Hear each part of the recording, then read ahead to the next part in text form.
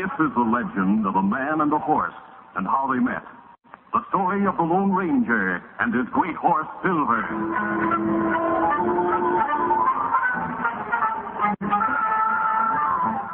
The Lone Ranger and Tonto were trailing the worst outlaw in the West. His name was Butch Cavendish.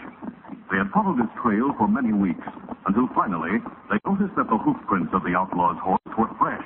We're close to Cavendish now. Yes, Tonto. He can't be far ahead. Him outrun us last time. Maybe better we shoot in sight. No, I want to take him alive. Shot. Look out. Steady there, steady, boy. Over there. Killer and ambush him right way. Tonto, he missed me, but he shot my horse. Get after him. Get him up, Killer. Tonto's horse was tired and no match in speed for the animal Cavendish rode. The outlaw escaped. When Tonto returned from the futile chase, he found the Lone Ranger standing beside his dead horse. A good horse, Tonto. Loyal, faithful, and brave. But my next horse must be faster. I wish that... Tonto, we've heard stories of a wild horse, a fiery white stallion. Ain't seen near valley over there, where Cavendish go. We'll be on the lookout for the wild horse while we follow Cavendish.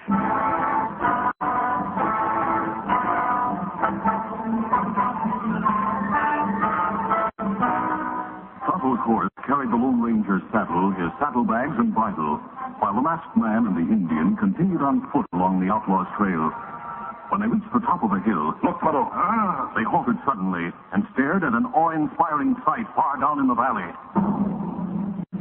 They saw a great white stallion in a death fight with a giant buffalo. The horse was plunging, rearing, charging, and dodging wildly, and the sun flashed from his coat as from a coat of polished silver.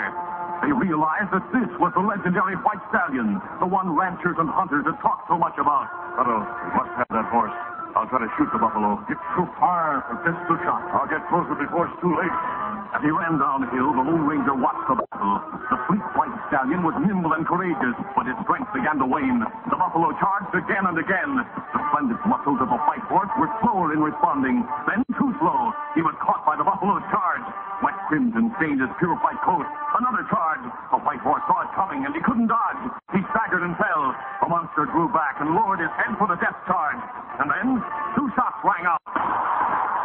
The buffalo shuddered from the impact of the masked man's bullets. For an instant, he stood motionless, then fell.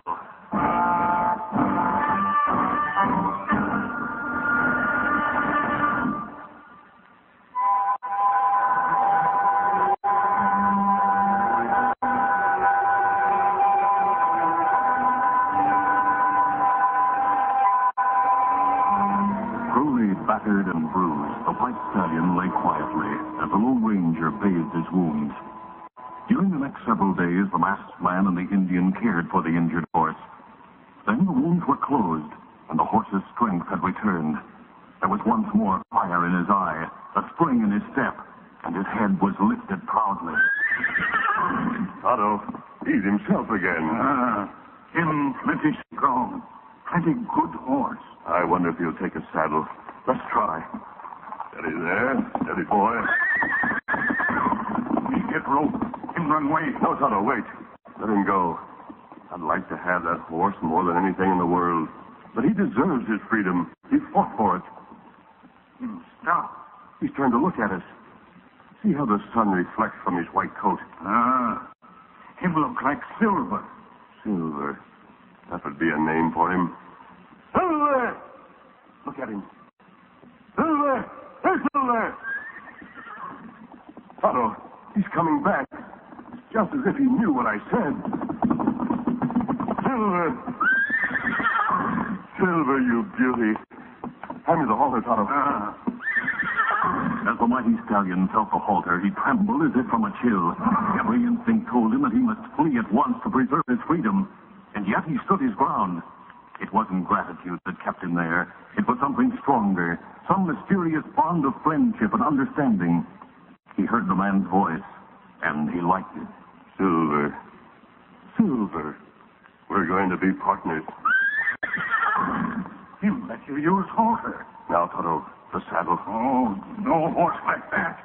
Take saddle. There never was a horse like this. Now, Silver, We're going to work together. The horse was wild and unused to the ways of men and the weight of a saddle and a rider. But the masked man was a kind teacher. He was gentle yet firm, and Silver was intelligent.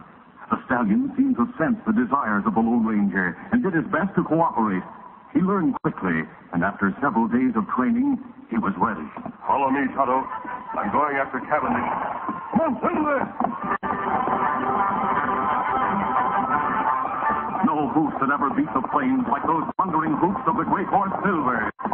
During the past few days, Cavendish had gotten far away, but the masked man and Tonto trailed him relentlessly with only a minimum of rest. It took days to cut down the outlaw's lead, but at long last, Cavendish came into view. There he is. Come on, Silver! The mighty stallion responded with a new burst of speed. Cavendish fired wild shots over his shoulder until his gun was empty. His horse, so powerful and fast, was no match for the charging Silver. Fear and panic filled the outlaw's face.